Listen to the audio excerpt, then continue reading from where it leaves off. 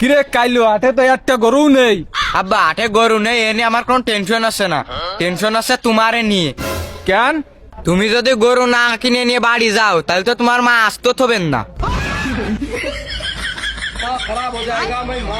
আরে মগা, শুনলাম নাকি এবার গরুর দাম সব ডবল হয়ে গেছে। কাকা আমার মনে হয় বাজারে গরু সব থাইল্যান্ডে গেছে। থাইল্যান্ডে কেটে যাবে? থাইল্যান্ডে গেছে ওরা প্লাস্টিক সার্জারি করতে, কেন? যাতে ওকে দাম আরো বাড়ে। তুই কি চুপ করবি? তোর মাথায় কি প্লাস্টিক ভরা? উলো কাইলো রে তাহলে হাটে বেঁচে থিয়ে যাই। কেন আব্বা আমি কি গরু?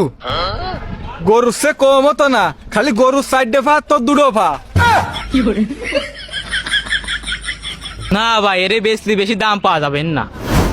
তা ঠিক, আর এর ভিডিও যদি কেউ দেখে তাহলে সেই খদ্দের তারে কেনবেনই না।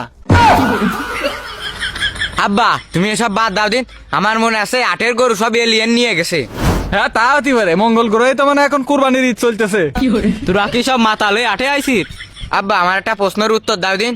তুই আজকে যদি কোনো প্রশ্ন করিস নে তাহলে তোরা জার্সি গরুর কালার করে হাটে বেঁচে থিয়ে মানে সত্যি সত্যি। আব্বা গরু সিক্রেটটা আমি বুঝে ফেলাই দিছি। কি বুঝেছিস? আসলে গরুর কথা গরুতেই বোঝে।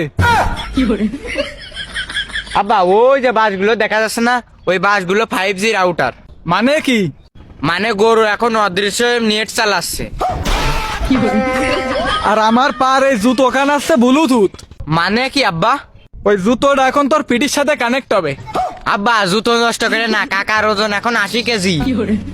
আমার ওজন দে, তুই কি আরবি?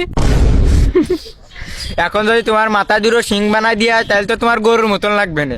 হ্যাঁ হ্যাঁ, এই 2-2.5 লাখ টাকা বেচা যাবে না।